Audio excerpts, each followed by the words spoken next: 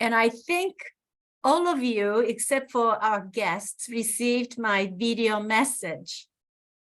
I don't know if you had a chance to listen to my 2-minute short video message, but I have 3 goals this year.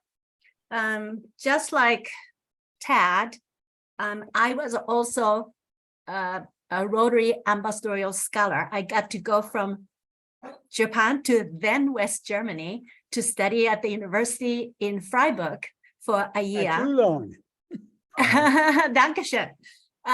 So I have enormous, tremendous gratefulness for the generosity of the Rotary Foundation, the Rotary organization in general. So I'm asking everyone to please continue to support the foundation. And second,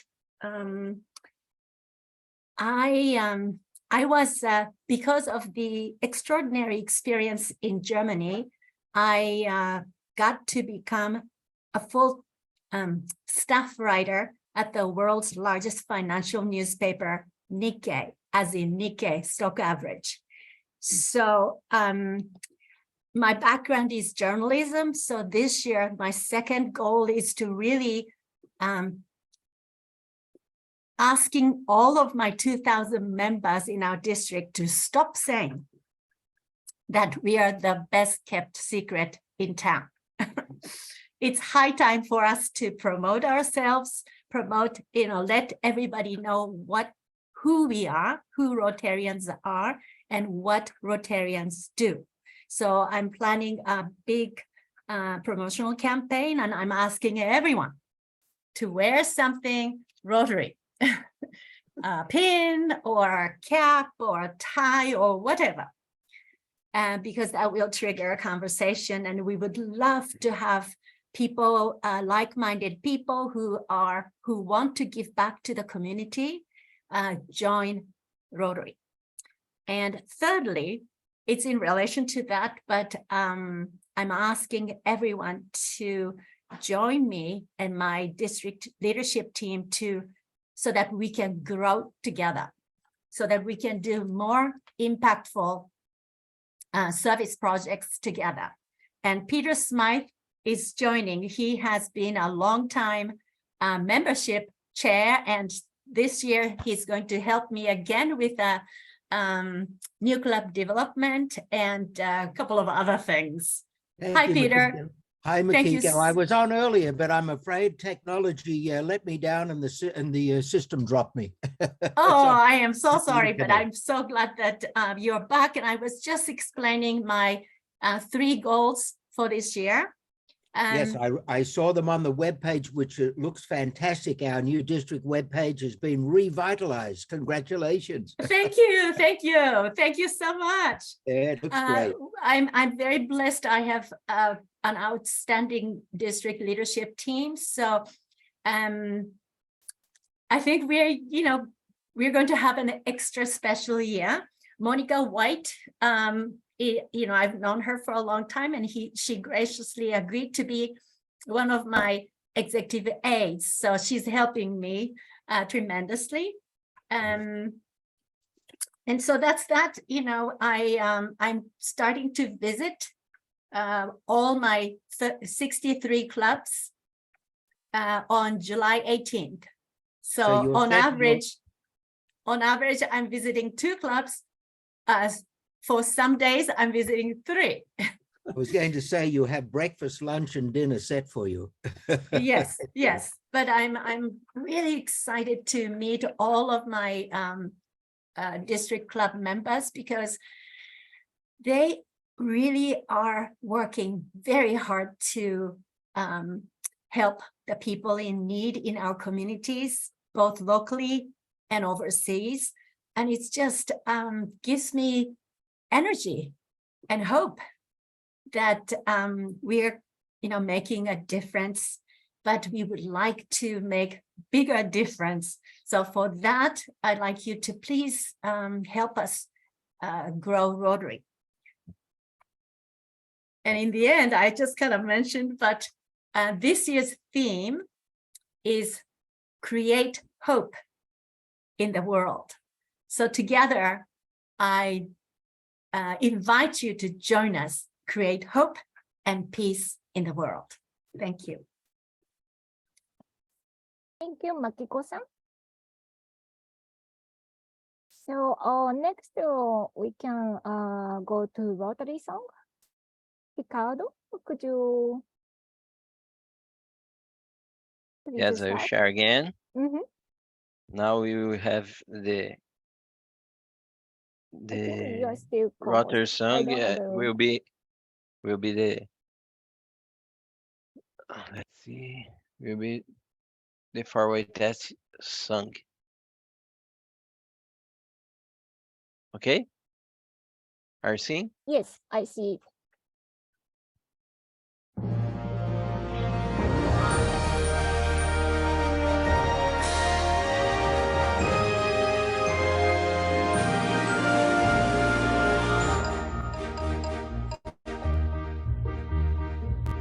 Rotary,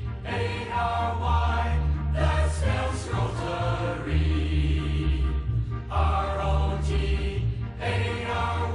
is known from land and sea. From north to south, from east to west, it profits most who serves the best. Rotary, that spells Rotary.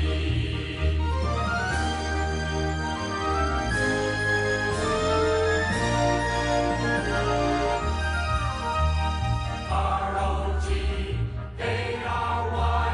that spells Rotary. Rotary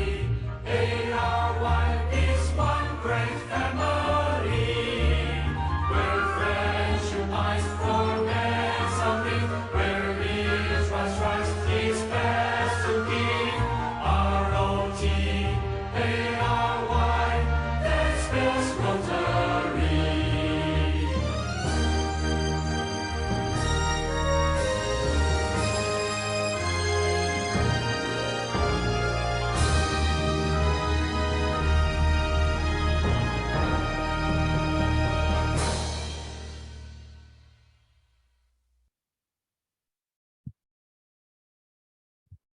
Thank you, Ricardo. Today we have some guests, and before Tad introduces his invite, I would like to introduce Dr. Upindo. He was a Rotary ambassadorial scholar.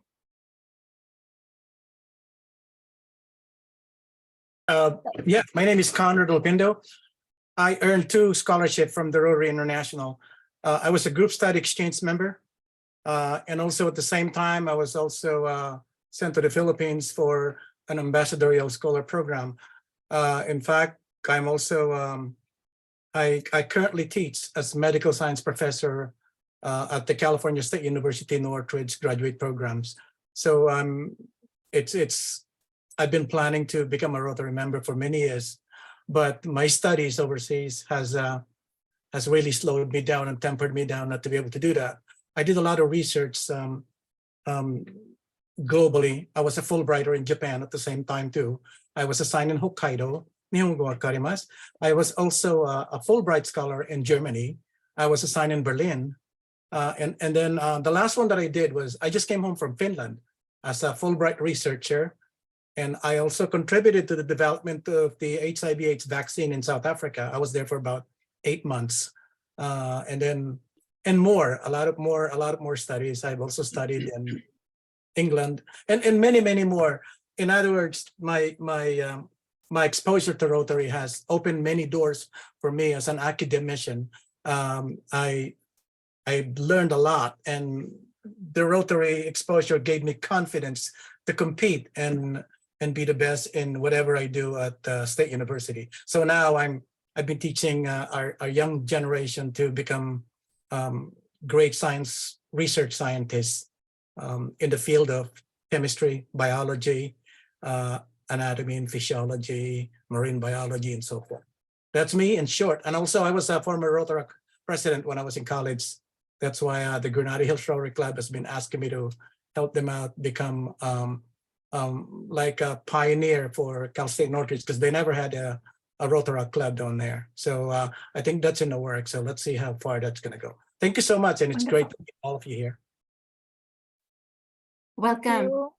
Can I just jump in, because Monica, she has been our mentor, your satellite club's mentor, who has to leave, and whose twin sister just stopped by. So, Oh, hello. but thank you so much, Monica, for joining. Thank you, Monica. Okay, before we go to speech by Todd, I would like to have Todd introduce his guests.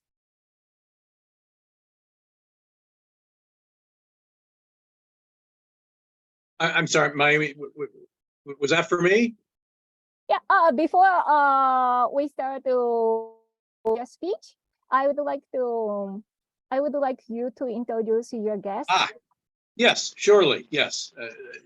Yes, I wasn't quite sure that's what you were requesting. Yes, I did, before everybody came on, talk a little bit about really one of my great intellectual mentors, Professor Emeritus Ronald Glossop, Professor Emeritus of Philosophy at Southern Illinois University in Edwardsville. And I first met Professor Glossop in 1990 when I was a student leader in an organization called the World Federalist Association. It is now known as Citizens for Global Solutions. It was originally known as the United World Federalists, founded in 1947. Albert Einstein, first chair of our board. And that organization is about the big idea that world peace can someday come about through creating something like a world republic that can wield enforceable world law.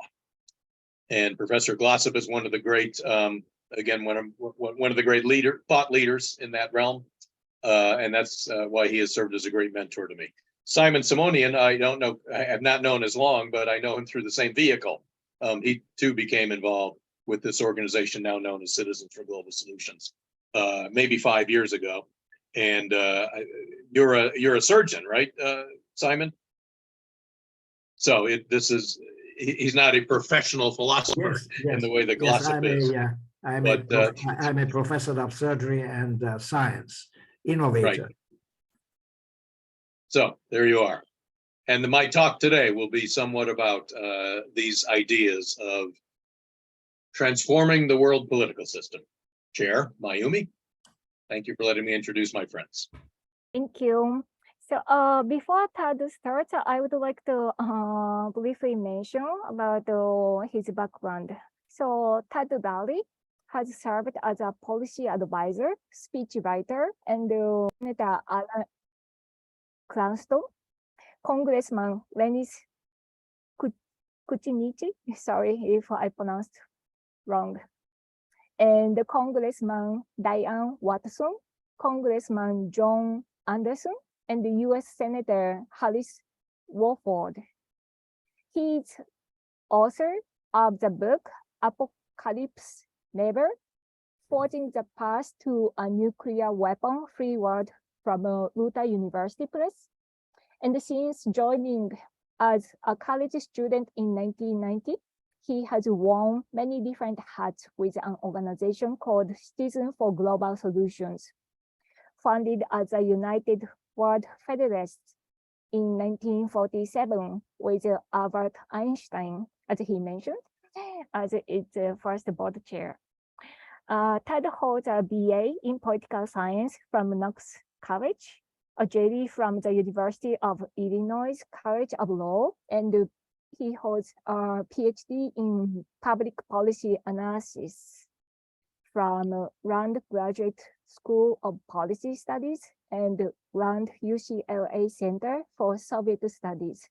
But most relevantly for us today, he holds a master's degree in international affairs from the University of Southampton in England, where he served as a Rotary Foundation ambassadorial scholar.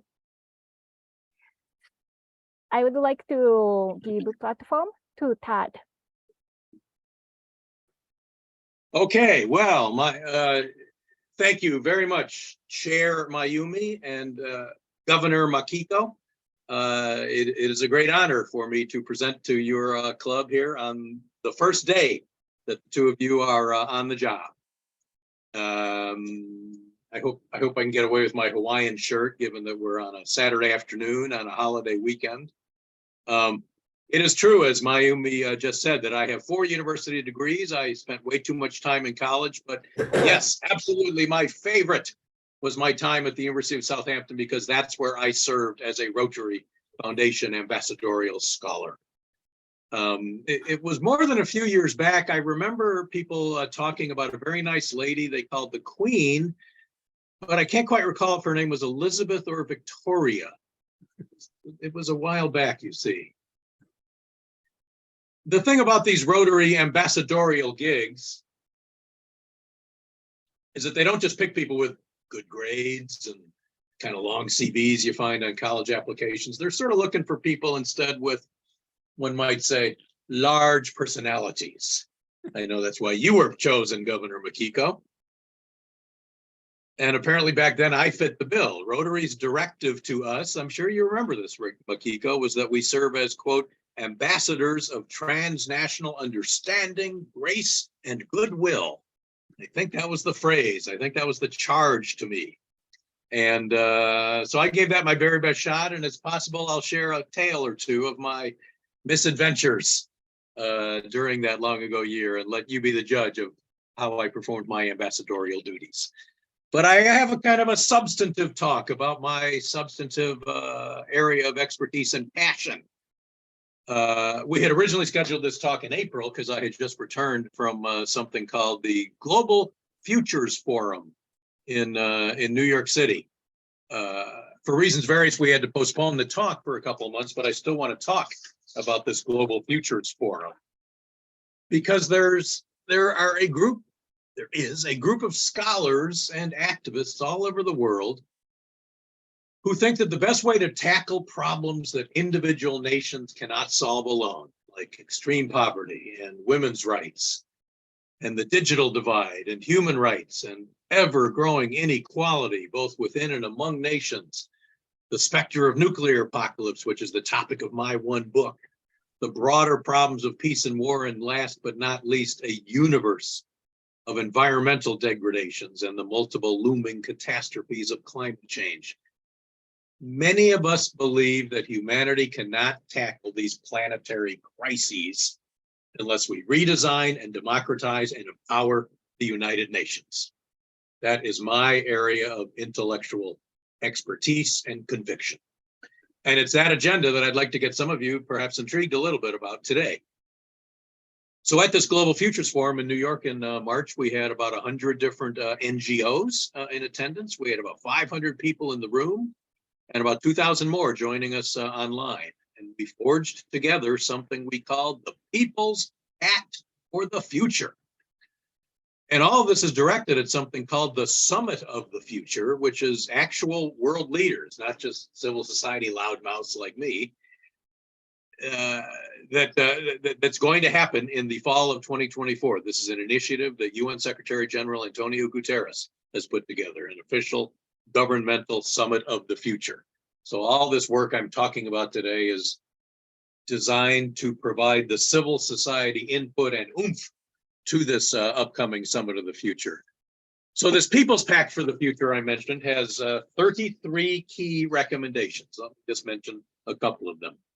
Formal alternatives to GDP as measures of human well-being and societal success, making ecocide into a formal international crime, new mechanisms for financing for decarbonization beyond nations going to climate conferences, making pledges, and then always failing to meet them. How often have we heard that, right? An international anti-corruption court. Isn't that a good idea? It doesn't exist yet. A new UN Department of Digital Governance. I know Chair Mayumi works in this field, since cyberspace might be called the quintessential space that transcends borders. A standing, all-volunteer Rapid Reaction United Nations Peace Force. I just spent a couple of weeks in DC just last week. There was an all-day conference just about that single idea, giving the UN its own standing peace force. And how's this? The final one I'll mention here, imposing a tiny surcharge on things like international air travel, international currency speculation as the mechanism for funding this whole agenda. You see, these are global governance innovations which do not yet exist, but we think could really make a huge difference in giving humanity the tools to confront some of those giant transnational challenges that I identified at the outset. If you Google People's Pact for the Future, it should come right up. And I recommend it. It's well worth a read. Now, I could go into great depth about many of these proposals. I'm going to do so about only 2 of them today. But first, I promised some embarrassing stories from my Rotary year. So here's one. This is the first time I've spoken to a Rotary Club in a long time, and I just thought I would reminisce a little bit. I went bicycling in Ireland. I was at the University of Southampton on the south coast of England, but decided to visit a few Rotary clubs in Ireland by bicycle. I brought along a chum of mine named Michael Richards. He wasn't a Rotary guy. He was just a classmate of mine who I got to know at Southampton. I didn't like him very much, but he was a good bike mechanic, you know, so if something went wrong with the bike, he would get on his back and get all greasy and fix the sprockets. Well, I would chat up the local populace. So we're cycling around. It was a great deal for him too, because he got lots of free lunches at these Rotary clubs where I spoke. So we're cycling, you know, I'm young and vigorous. We're doing about 90 miles a day. And one night we cycled very late, got into a town. Is it Cork? I think it might have been Cork. Where are we going to pitch our tent? You know, late at night.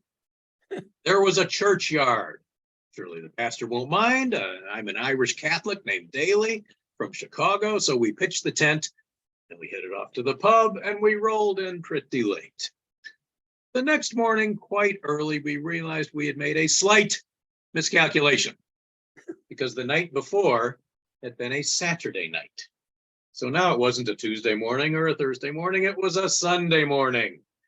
And at 7 a.m., here came the old Irish Catholic matrons headed for Mass, not terribly approving of a tent 10 feet away from the main church entrance and a couple of hungover young men inside. How did we make amends? We put on the best clothes we could gather out of our bicycle pannier bags, and we went to 7 a.m. Mass from the beginning to the end. That was, I would say, 50% to atone for the sins we had committed the previous week, and 50% to atone for the sins we intended to commit in the following week. So that was one of my memorable misadventures during my long ago Rotary year. Now I will get back to the hello status quo destroyer, whoever that is, welcome. So now let me get back to the Global Futures Forum, and perhaps my single favorite idea of the 33 that I mentioned that made it into this People's Pact for the Future. I really hope people will grasp this and embrace it. The UN Charter, signed in San Francisco on June 26, 1945, opens with the words, "We, the peoples of the United Nations." I'm sure many of you have heard that phrase.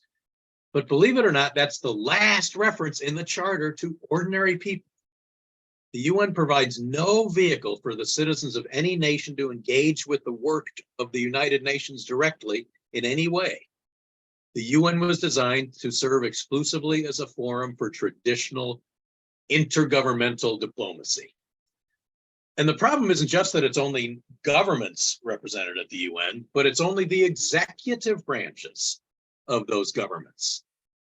Think about this. A UN ambassador appointed by an executive branch doesn't represent in any way the political parties not currently occupying that nation's executive mansion or any of the citizens who voted for them. That's not remotely democratic. And this link between citizens and the United Nations is even more tenuous for economically impoverished ethnic minorities, women in highly patriarchal cultures and countries, and God knows there's too darn many of those, and other marginalized groups. So the solution that many of us are pushing now is the idea of establishing a brand new body called a United Nations Parliamentary Assembly. It would provide an official forum where national legislators from all over the world, already sitting in the US Congress, the Japanese Diet, the Nigerian National Assembly, could convene together at the United Nations to deliberate upon these great transnational issues that I've been talking about today. It's not my idea, but I think it's a really brilliant idea. And it's also how the European Union started out, with a parliamentary assembly, which eventually evolved into the European Parliament of today. We envision something similar happening at the United Nations. Something like this UNPA could form committees and hold hearings, performing the same kind of oversight functions as national legislatures. Civil society and international NGOs could push their agendas directly with these parliamentarians in a way that it's almost impossible to do now with appointed UN ambassadors. These UNPA legislators, again, from America, some from Nigeria, some from Japan, could forge cross-border political alliances with other members in other countries. That doesn't really happen anywhere today. This might even lead to the nascent formation of worldwide political parties. Isn't that a cool idea? You know, a way for the world community as a whole to try to grapple with these worldwide problems. And finally, this UNPA that I hypothesize and advocate would likely become the leading forum for exploring other improvements in the UN system to meet the intricate global challenges, not of 1945, but of the unfolding 21st century, and envisioning what we might call a third generation world organization. And now the final thing I want to say about this is, if you think this is just Daley's idea, guess again. There is a single organization in Germany where you went to school, Makiko. It's called Democracy Without Borders. I and Ron Glossop and Simon all know the leader of it, this brilliant, energetic young man named Andreas Bummel. And he has been singularly pushing this idea of establishing a UN Parliamentary Assembly. And he's gotten, you ready for this? 133 actual elected national legislators from 44 countries have signed this appeal to create this thing. You know, it's one thing for Glossop or Nakasone or Daley to sign an appeal, but for an actual elected national parliamentarian, that carries some weight. So this is an idea whose time is coming. And I just think it could do so much to enhance the human condition in so many of the arenas which concern us most. And among other things, we intend to demand that these leaders at the 2024 Summit of the Future really make this a main centerpiece of what emerges from their undertaking. So let's see. So that's kind of my, you know, again, I could probably give little talks on all 33 of the recommendations in the People's Pact for the Future, but that's really one of my favorites. And I guess I have one more big idea to get out on the table, but first, one more story. Again, I did a little reminiscing. Did I mention that I had a few escapades when either Elizabeth or Victoria was the queen? So here is another. Directly derived from Rotary. I spoke, like other ambassadorial scholars do. Sorry, give me a second. Let me have a little water here. To many, many Rotary clubs all over Britain, and a couple in France, a couple in Ireland, as I said. So one day I went and spoke to the Rotary Club in Winchester, England, hour or two away from Southampton. Had a lunch, you know, much like this meeting, lunch, and then I was the program, as ambassadorial scholars often are. They have a very famous cathedral, apparently, in Winchester. I think somebody wrote a song about it about 50 years ago. There were no Rotarians really available on this day to hang out with me, and I really wanted to see this cathedral before I caught the train back to Southampton, so I went, all by myself. It was completely empty, except there were 3 young women in there. I was young, I was single, and these 3 young women were not unattractive. In fact, they were like way out of my league, not unattractive. No one in there but me and these three women who were just walking around doing what I was doing. Little bit intimidated, but I, after all, was instructed to serve as an ambassador of transnational grace and goodwill. So I go over and I say, hello, my name is Tad. What's your name? My name is Claudia. Oh, okay, great. And what's your name? My name is Claudia. Oh, okay. And what's your name? My name is Claudia. They were and remain to this day the three Claudias. They were from Switzerland. They were just traveling and they just happened to have the same first name. So we spent about an hour inside the cathedral and then we all went to a cafe and then I needed to head back to Southampton and they to London, but it was a lovely few hours together and we must stay in touch. No internet, no cell phones, no social media back in those days. So we all scratched down our snail mail addresses, mine for them and them for me, and then goodbye, goodbye, goodbye. So now it's a week later and I'm back at Southampton and I get a lovely handwritten letter. Postmark, St. Gallen, Sweden. I'm Switzerland. It's from one of the Claudias. I was delighted and it was kind of a serious, kind of heavy, kind of, dare I say, romantic. And I guess I kind of felt a little bit similarly. There had been a little bit of chemistry with these Claudias, especially because, did I mention they were all way out of my league? So I write back right away, a handwritten letter. And for the next 2 months, we kind of cultivated a youthful romance by post. So spring break comes. I scratched those plans to go to Paris and Amsterdam and Berlin. This happened right after the new year, by the way, I don't think I mentioned that. So now it's about 2 months later, it's spring break. I'm scratching those plans. I'm going to Switzerland.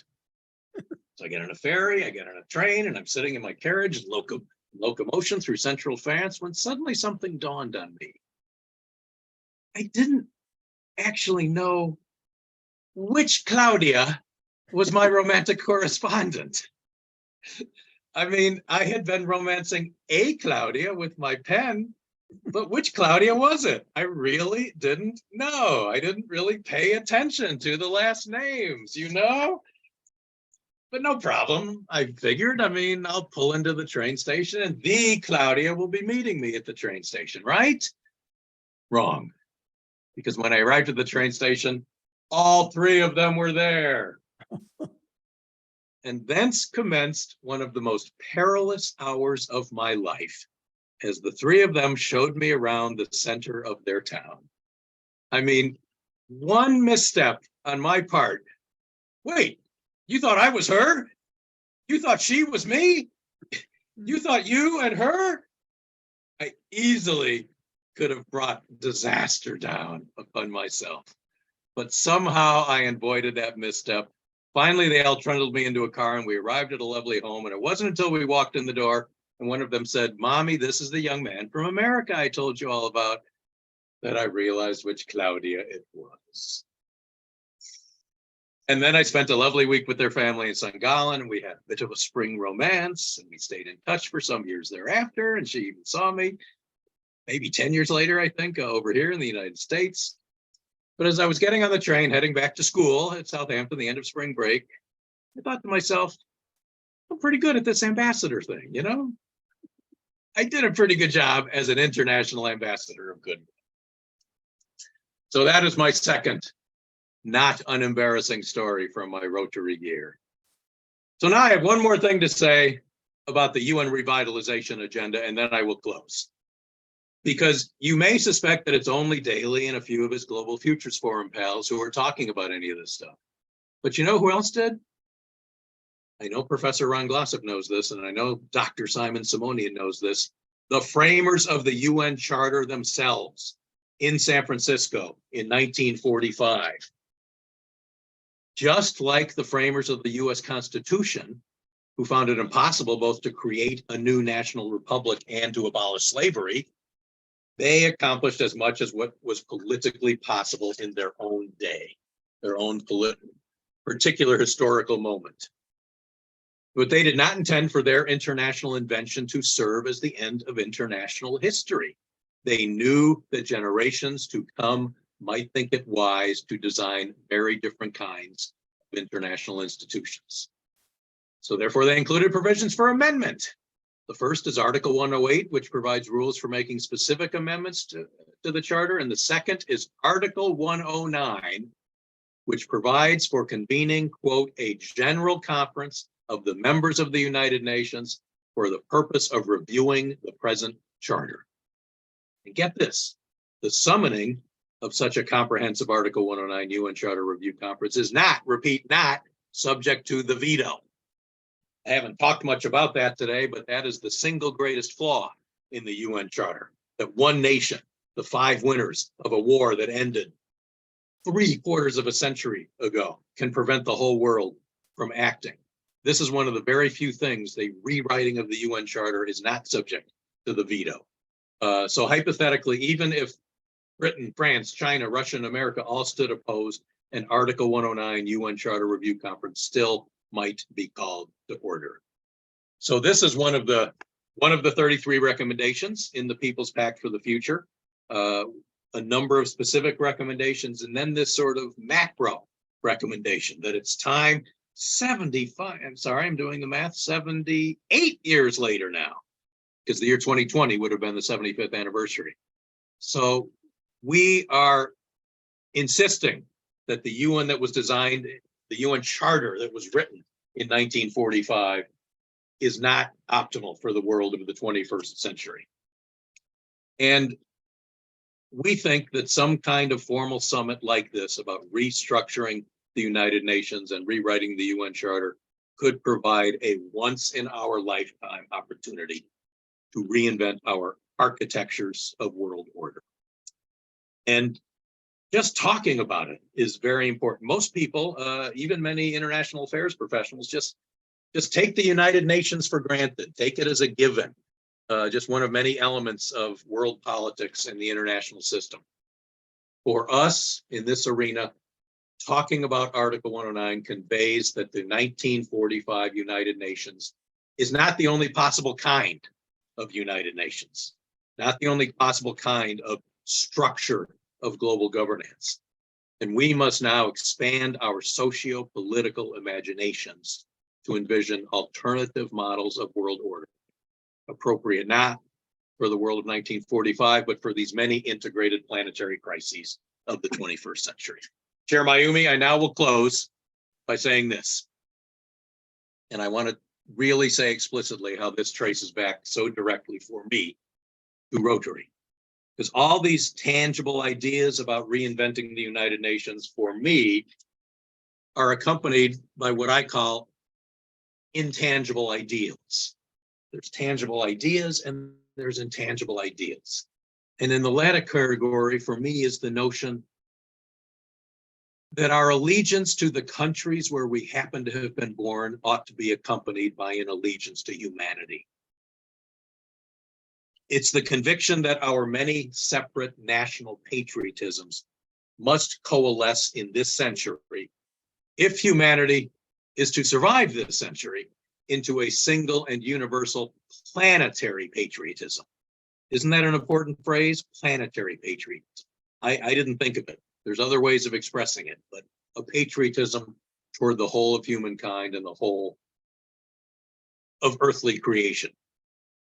And it's even the dream that maybe someday little children all over the world will start their school days by standing up and placing their hands over their hearts and saying together, I pledge allegiance to the flag of the Federal Republic of the world. How's that for a big dream for the future of humanity? And I want you to know, Makiko and Mayumi, that those seeds were first planted in me. Those ideals first arose in me. Those dreams first began to grow in me when I was selected to serve as a Rotary Foundation ambassadorial scholar. And I still am endeavoring to this very day to repay my debt to Rotary. Thank you very much for hearing me today. Thank you, Ted. Before I make any comments, I would like to see if anybody has questions or comments. Oh, Ted, I just wanted to. They can be about the UN Charter or about the three Claudias. Well, I'm sure the three Claudias were something else, but I just want to let you know that my forefathers in County Cork forgive you with that tent issue. And and we just like to say is that the only fine that you'd have is that anytime Makiko called you to be here at District 5280, your eloquence is accepted. And thank you very much for your wonderful presentation. Thank you, Peter. That's very kind. And I still feel like I should go to confession again. Be gone and be gone. It's okay. So I just have a quick comment. I think after being in Rotary for almost 20 years, I really think that we are the actually working, private sectors working United Nations with, the Rotary International, because we are in, more in 200 countries and regions in the world. Right. We don't fight against each other. Right. We right. work towards our common goals in spite of language, history, cultural, and maybe religious and political differences. But anyway, I have one quick question. I just want to say, Makiko, I really want to validate what you just said. Rotary may be the quintessential transnational collaborative organization in the world. Yeah, thank you. That's why it So had such I an have impact on me. Me Please too. go ahead. I'm sorry, I keep Yeah, stopping. so this is a problem, very basic question, but how could members of the United Nations change the revoke the permanent membership of the UN Security Council members? Well, that's one of many reasons why people like me want to change the charter. Before I continue down that road, I want to say that there's a lot of things in this People's Pact for the Future and other global governance innovation agendas that don't require revising the UN Charter. But this does. Many things do, and most notably, the permanent membership. That's one of the basic things that's in the UN Charter of 1945 is one, these 5 countries are going to be the 5 permanent members. They're called the P5 now. And 2, they all have a veto. Everything that comes out of the Security Council must be affirmatively approved by them. And it's a gigantic obstacle to human progress. It means that one country can stand in the way of all the rest of the world, Makiko, and prevent the rest of the world from acting on something. And it means that zillions of important ideas and initiatives never even make it onto the council agenda because they know that one of the P5 is likely to veto it. So what was the main reason for making them permanent? Well, now you're asking a history question. Yeah. And I don't know that history as well as some real scholars about the origin of the UN, but it was really, how can I put it? It was an unwillingness at the very end to be willing to give up a significant measure of national sovereignty. These 5 big powers, they were more influential then than they are today, at least Britain and France, at the end of the day insisted that they were not going to join an organization that could order them to do something that they didn't want to do. So they insisted on having this veto. And yet you asked another question, Makiko, and it's one that's never quite occurred to me. I think I just gave an answer about why Stalin and Roosevelt in particular, in the end, insisted on this veto. But I'm actually sorry to kind of have my mind running in different directions, but the way you put the question was, why was it those 5 countries? And that's some history I haven't really looked into. I mean, obviously the United States and the Soviet Union were destined at that point to be the 2 great powers in the post-World War II world. But how did it come to pass that a very beaten down China in 1945 and two, what we might call middle power countries that were both middle powers at that point and really beaten up by World War II. How did it come to be that those were the five and that no other countries were even considered? It's a very good question, Makiko, and I'm going to admit ignorance to how that came about. Well, thank you. You know, I see that Conrad has been patiently waiting for him to ask the question. So, Hello, we have mostly led the United Nations since its very inception to date. Many have lacked their trust and confidence. I'm talking about all the many countries in general in solving the world problems. What do we need to work on in order to align all philosophies and goals and take the UN back to fix the world problems with which it was conceived upon? Well, I think you are right that a lot of, I think you used the term middle powers or medium powers, do indeed feel a bit left out at the United Nations. We've talked about the Security Council, 15 members, 5 of which are permanent, and I've already talked about the deep flaws in having those 5 permanent members with the veto. But now let me shift and answer your question, Conrad, Dr. Conrad, by talking about the General Assembly, because it is often called one nation, one vote, and no power. One nation, one vote is about as absurd and undemocratic as anything could be.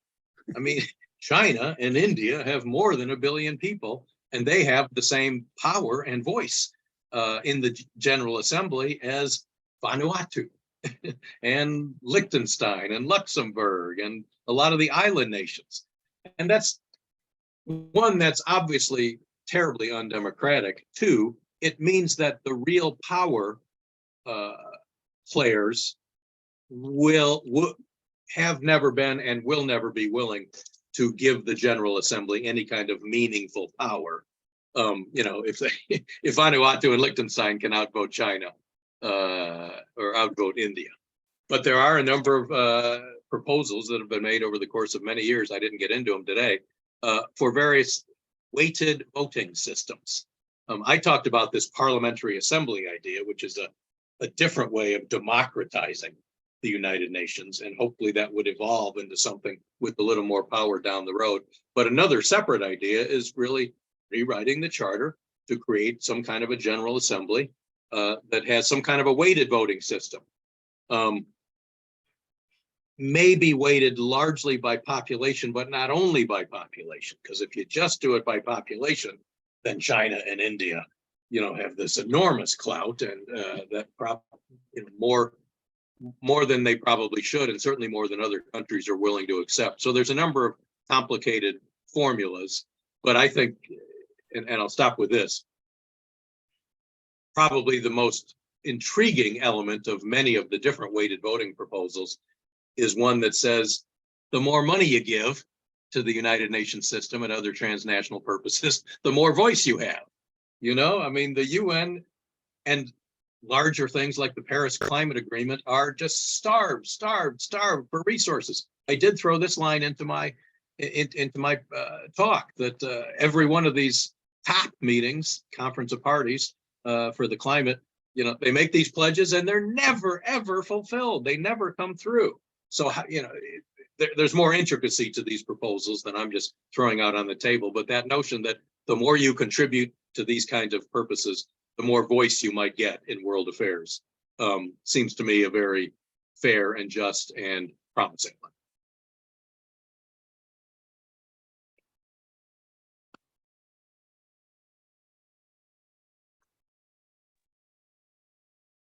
Okay, thank you so much.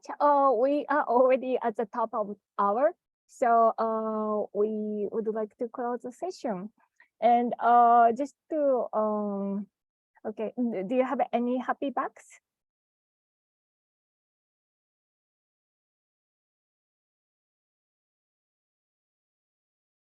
Thank Dr. you. Simon? Ted Daley for a very thorough presentation about the United Nations. And I wasn't Stalin of Russia, communist Soviet Union, who wanted to have this veto power, and he was not willing to be democratic. And so even if we try to rewrite the charter, and there is this veto power still in the hands of the 5 security members, they might still reject the new proposals. Is that so, or could they somehow agree with the new charter? Well, I know we need to wrap up soon, but let me, if I may, Chair Mayumi, let me just give a quick Yeah, two-part please. answer to that. To the extent that I know this history, and I could know it better, my understanding is that it was really both the United States and the Soviet Union that insisted on the veto. That's point one, historically. Point two, prospectively, and you've caught me out here, Simon. This is something I didn't quite mention. Article 109 says that a conference can be convened to review the whole of the present charter by a vote of 2/3 of the General Assembly and any 9 of the 15 Security Council members. So that means that hypothetically, as you heard me say, such a conference could be convened even if all 5 stood opposed. But the thing I didn't say is that Article 109.3 says that what comes out the other end of such a hypothetical future conference, which has never been convened in 78 years, is in fact subject to the veto. All 5 of them, it has to be, I think it's 2/3 of the General Assembly and any 9 of 15, including the 5 permanent members. That's an enormous obstacle, but I don't think it means we should just stop the conversation. I don't think it means we should just give up and say, as a headline in The Economist put it many years ago, the vetoers can veto a veto of the veto. That is a heavy burden that the framers of the charter have left us with, but nevertheless, I think that people like me and many of my colleagues in this global governance innovation orbit need to keep proclaiming the message that the human race needs to design an international system and an international organization and a mechanism of transnational collaboration.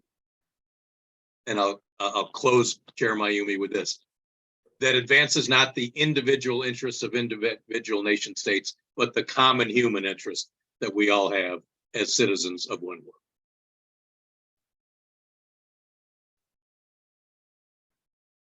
Thank you. And did I mention that I first started hearing about that kind of thing through Rotary? I hope I did mention that. Thank you again, Governor Makiko and Chair Mayumi, for inviting me today on your very first day on the job. Thank you so very much, Ted. I mean, this satellite club is probably the only club in our district to hold a regular meeting on the first day of our new Rotary year, and I'm very impressed.